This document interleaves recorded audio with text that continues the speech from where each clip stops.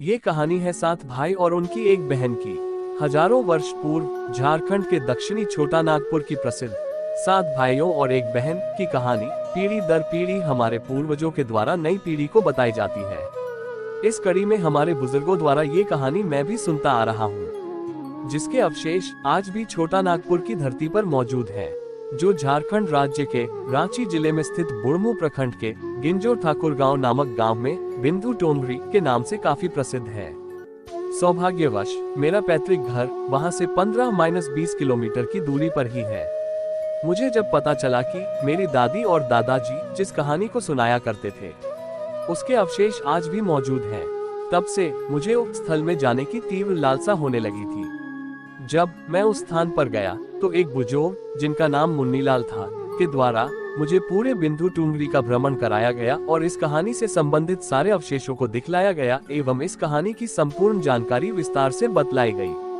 उन्होंने उस स्थान को भी दिखाया जहां सातों भाइयों ने अपने अपने तीर को धार प्रदान किया था और अपनी बहन पर तीर चलाया था, जिस केंद्र के वृक्ष पर मचान बनाकर छोटी बहन को खड़ा किया था। और सातों भाइयों में सबसे छोटा भाई अपनी बहन का पका हुआ मांस को न खाकर चोरी छुपे से जिस टीला में मांस को डाला था, उस स्थान पर उगे बांस को भी दिखाया। वह बांस बुदा आज भी उसी स्थान पर मौजूद है। पानी लाने के लिए जिस डारी छोटा कुआं का प्रयोग हुआ था, वो डारी आज भी है, जिसका वर्तमान समय में सौंदर्यीकरण कर दिया गया है। एक राजा के 7 बेटे और एक बेटी थी, जो खुशी खुशी अपना जीवन बिता रहे थे। 7 भाई बहनों में एकलौती छोटी बहन बहुत ही शांत स्वभाव, आज्ञाकारी एवं संस्कारी थी। उनमें सबसे बड़े भाई का विवाह हो चुका था। सातों भाइयों में सबसे छोटा भाई एक आंख से अंधा था। छोटे भाई के दिल में अपनी इकलौती बहन के लिए बड़ा प्यार एवं लगाव था। एक दिन बड़े राजकुमार अपनी पत्नी और अपने छोटे भाइयों को साथ लेकर अपने खेतों में काम करने चले गए। चूंकि उस जमाने में खेती बाड़ी आपसी सहयोग से हुआ करते थे, सभी लोग खेतों में काम करने जाने से पहले अपनी छोटी बहन को खाना बनाने का आदेश देकर घर से निकलते हैं। सातों राजकुमार की बहन अकेले घर पर खुशी खुशी सबके लिए खाना बनाने के लिए जंगल से सिरौटी साग को तोड़कर लाती है और बड़े प्यार से सिरौटी साग की सब्जी बनाने से पहले बैठी सब्जी, फल आदि काटने का औजार से साग को काटने लगती है। इसी दौरान वो अपनी उंगली भी काट बैठती है और रक्त की एक तेज धार निकलने लगती है, जिससे उसका पूरा हाथ खून खून हो जाता है। तब राजकुमारी सोचने लगती है कि क्या करूं? अगर घर के दीवार में खून को पोंछूंगी तो भैया लोग देख लेंगे और चिंता करेंगे, और यदि अपने कपड़े में पोंछूंगी तो भाभी खून लगा कपड़ा देखकर माहवारी समझ खाना नहीं खाएंगी। राजकुमारी इस डर से सब्जी पकाने वाले छाता साग में सारा खून को पोंछकर खून को बहने से रोकती है।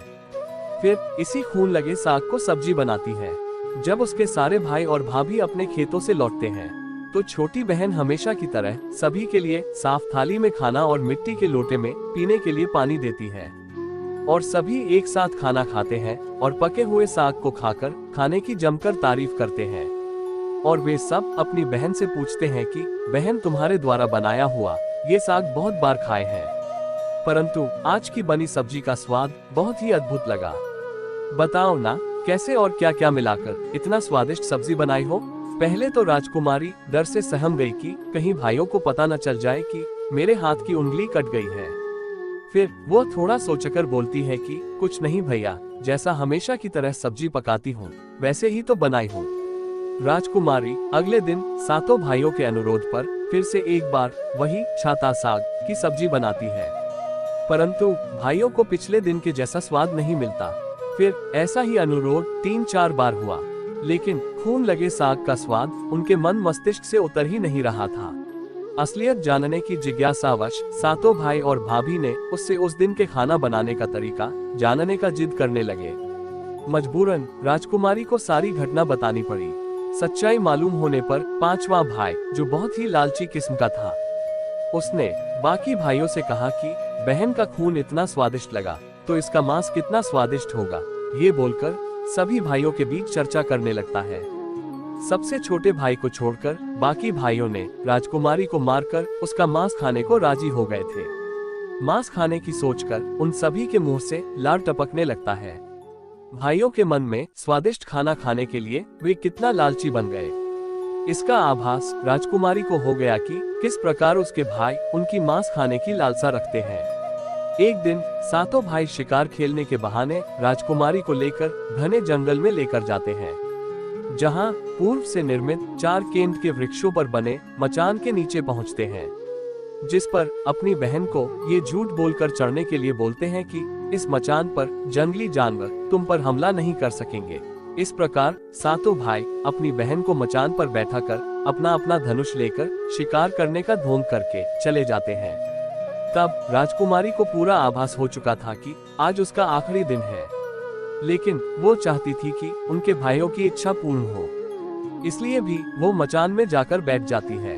फिर सभी भाई केंट के वृक्ष पर बने मचान से कुछ दूरी पर स्थित टोनरी छोटा पहाड़ पर अपने अपने धनुष बाण के साथ पहुंचते हैं और एक चट्टान पर बारी बारी से अपने बाणों को तेज धार प्रदान करते हैं। टोनरी के ऊपर सबसे पहले बड़ा भाई अपने तीर को चट्टान में धार करता है और अपनी बहन पर धनुष से निशाना लगाकर तीर छोड़ता है। तभी राजकुमारी पूरी बातों को समझ जाती है कि भाइयों का क्या इरादा है और अपनी मातृभाषा में गीत को गाने लगती है। बिंदु बिंदु दादा छाती ताइक ताइक, अर्थात जान से मारना ही है दादा साहब, तो तीर को सीधे मेरे छाती में वार करो, इधर उधर तीर क्यों चला रहे हो।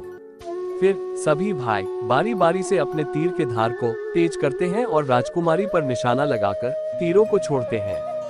6 भाइयों का निशाना खाली जाता है और जो सबसे छोटा था वो तीर चलाने से इनकार कर देता है, क्योंकि उसे अपनी छोटी बहन से बहुत लगाव था और धनुष बाण चलाने में सातों राजकुमार में सबसे निपुण था। राजकुमारी जानती थी कि उनके सातों भाइयों में सबसे छोटा भाई दादा बाकियों की तरह लालची नहीं है। 6 भाई छोटे भाई पर पूरा दबाव डालते हुए आदेश देते हैं कि अगर वो तीर नहीं चलाएगा तो बहन की तरह उसे भी मार देंगे। फिर छोटा राजकुमार उदास मन के साथ तीर को थोड़ा ही धार कर दूसरी दिशा में तीर को छोड़ने की कोशिश करता है और तीर को धीरे से छोड़ता है। राजकुमारी हर बार की तरह इस बार भी वही गीत गाती है, बिंदु बिंदु दादा छाती ताइक ताइक। इतने में छोटे भाई का तीर सीधे राजकुमारी के सीने को भेद देता है और राजकुमारी की आत्मा शरीर से अलग हो जाती है और उसकी आत्मा उसी स्थान पर भटकने लगती है। तभी वो देखती है कि उसके शरीर का मांस खाने के लिए उसके भाई कैसे लालच करते हैं और सबसे छोटे राजकुमार को जबरदस्ती मारपीट कर उसके शरीर को काटने का आदेश देते हैं। बहन के मांस को पकाने के लिए बहुत सारी सूखी लकड़ी लाने के लिए छोटे राजकुमार को जंगल भेजा जाता है। छोटा भाई जंगल में खोज खोज कर ढेर सारा लकड़ी जमा करता है और सोचता है कि कैसे इतना सारा लकड़ी को ले जाऊंगा। दादा जो रस्सी दिए हैं वो भी 7 टुकड़ों में दिए हैं, उन्हें जोड़ने पर भी ये रस्सी इन लकड़ियों को नहीं बांध पाएगा। देर होने के डर से राजकुमार उदास होकर रोने लगता है और उसके आंखों से आंसू धरती में गिरने लगता है। वो अपनी बहन को याद करके रो ही रहा होता है कि तभी एक नाग देवता वहां आते हैं और पूछते हैं कि क्यों रो रहे हो राजकुमार। वो इधर उधर देखता है किंतु कोई भी नजर नहीं आता है। फिर राजकुमार को नाग देवता दिखते हैं और राजकुमार नाग देवता को अपनी पूरी आपबीती सुनाते हैं। फिर नाग देवता उसे कहते हैं कि मैं लकड़ी में रस्सी की भांति लिपट जाता हूँ और तुम जैसे ही लकड़ी वहाँ रखोगे तो मैं धीरे से निकल जाऊंगा, और राजकुमार ऐसा ही करते हैं। सभी बड़े भाई ये देखकर चकित रह जाते हैं कि कैसे उनका छोटा भाई रस्सी के 7 टुकड़े होने के बावजूद भी जंगल से इतना सारा लड़की लेकर आता है। अपने छोटे भाई को पानी लाने के लिए एक घड़ा में 7 छेद कर भेज देते हैं। छोटा राजकुमार पानी लाने के लिए एक दाढ़ी छोटा कुआं में जाता है और घड़े में पानी भरता है, परंतु उसमें छेद होने के कारण सारा पानी गिर जाता है और राजकुमार वहीं बैठकर सोच सोच कर रोने लगता है कि बिना पानी के वापस जाऊंगा तो बड़े भैया लोग मारपीट करेंगे। ये सारी घटना को दाढ़ी के मेढक, केकड़ा और मछली सुन व देख रहे थे और वे तीनों राजकुमार को रोता देखकर पूछते हैं कि क्यों रो रहे हो। फिर राजकुमार उन्हें अपनी आपबीती को विस्तार से बतलाता है और कहता है कि मैं अपनी प्यारी बहन के शरीर का मांस कैसे खा सकता हूँ, नहीं खाऊंगा तो बड़े भैया लोग मारपीट करेंगे। तब मेढक कहता है कि तुम परेशान मत हो, हम सब मेढक घड़ा के छेद में चिपक जाते हैं। फिर मछली और केकड़ा बोलते हैं कि तुम हमें लेकर चलो, तुम्हारे भाई जब राजकुमारी के मांस को खाएंगे तब तुम मछली को खाना, और जब वे हड्डी को खाएंगे तब तुम केकड़ा को खाना, बड़े भाइयों को शक नहीं होगा। फिर राजकुमार ने बिल्कुल वैसा ही किया जैसे केकड़े और मछली ने कहा था। रात को जब राजकुमारी का पका हुआ मांस खाने को परोसा गया, तब बड़े भाइयों से छुपाकर वह मांस को दीमक के तिलहे में डाल देता है, और समय बीतने पर वहां बांस का एक बड़ा बुदा झुंड उगता है। इस घटना के वर्षों बाद एक भीख मांगने वाला जोगी उसी बांसौदा के पास से गुजर रहा था, और वह सुंदर सुंदर बांस के बुदा को देखकर सोचता है कि अगर इतने सुंदर बांस से केंद्रा वाद्य यंत्र बनाया जाए तो कितना सुरीला धुन निकलेगा। उसी क्षण बांस से आवाज आती है, ना काट काट रे जोगी, ई तो लागे भैया रोपल बांस। जोगी फिर भी बांस को काटता है। जोगी इसी उद्देश्य से एक मोटा बांस का टुकड़ा काट कर ले जाता है कि इस बांस का आवाज इतना सुंदर है, यदि केंद्रा बनाएंगे तो कितना मधुर आवाज निकलेगा। और जोगी इस बांस से एक सुंदर केंद्रा का निर्माण करता है। इस केंद्रा से इतनी मधुर ध्वनि निकलती है कि जोगी जहाँ जहाँ भी इसे बजाता है, इसके ध्वनि से लोग मंत्रमुग्ध हो जाते थे। एक दिन जोगी घूमते घूमते बड़े राजकुमार के घर पहुँचता है, और अधिक धन के लालच में जोगी जोर जोर से केंद्रा बजाना शुरू करता है। परंतु इस बार केंद्रा का मीठा सुरीला स्वर कर्कश हो जाता है, और जब भी जोगी कुछ नया धुन बजाने की कोशिश करता है, बार बार एक ही धुन निकलता है, ना बाज रे केंद्रा, ई तो लगो मोर दुश्मन कर घर। बार बार यही धुन निकलने पर बड़ा राजकुमार मारपीट कर जोगी को अपने घर से भगा देता है। ऐसे ही घूमते घूमते जोगी हर भाई के घर जाता है, लेकिन हर बार की भांति वही धुन, ना बाज रे केंद्रा, ई तो लगो मोर दुश्मन कर घर, बजाता है। ये धुन सुन सारे भाई जोगी को डांट डपट कर भगा देते हैं। सबसे अंत में जोगी छोटे राजकुमार के घर पहुंचता है। छोटे भाई के घर के आंगन में प्रवेश करते ही केंद्रा खुद ही बजने लगता है, जोर जोर से बाज रे केंद्रा, ई तो लगो मोर छोट भैया कर घर। बड़ा ही मधुर मीठे स्वर का धुन सुनकर छोटा राजकुमार चंद्राकर मोहित हो जाता है, और यह धुन सुनकर छोटे राजकुमार से रहा नहीं गया और जोगी से केंद्रा की मुंह मांगी सोने की मोहरें देकर उसे खरीद लेता है, तथा जोगी को अच्छे से मेहमान नवाजी कर अच्छे से विदा कर दिया जाता है। धीरे धीरे समय बीतता है और छोटे राजकुमार अपने काम से कुछ दिनों के लिए बाहर जाते हैं। जब वो वापस लौटता है तो देखता है कि उसका कमरा बहुत सुंदर ढंग से सजा हुआ है और घर के सारे बर्तन अच्छे तरीके से रखे हुए हैं।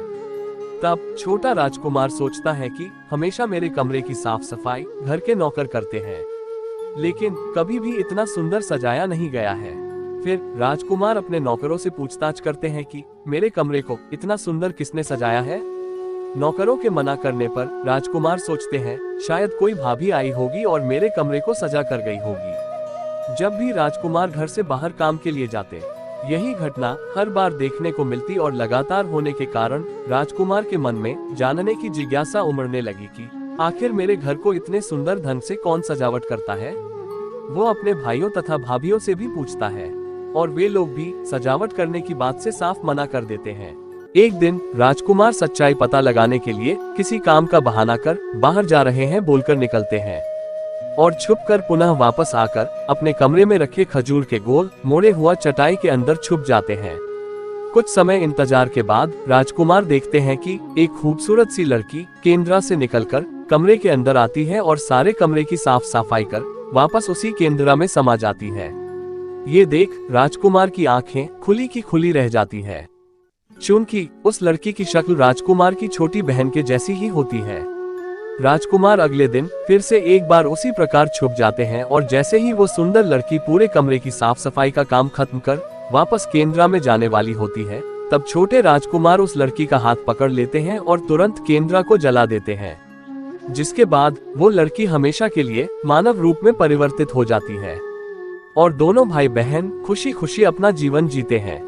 आज भी हर गांव में आषाढ़ी पूजा के दिन बकरा कटता है और पूरे गांव के घरों में प्रसाद स्वरूप बकरा का मांस खाया जाता है, और सतबैनी नामक पूजा स्थान पर वहीं सरौटी साग को चढ़ाया जाता है। कहानी अच्छी लगी तो लाइक शेयर और सब्सक्राइब करके जाना। मिलते हैं अगली कहानी में। जय हिंद।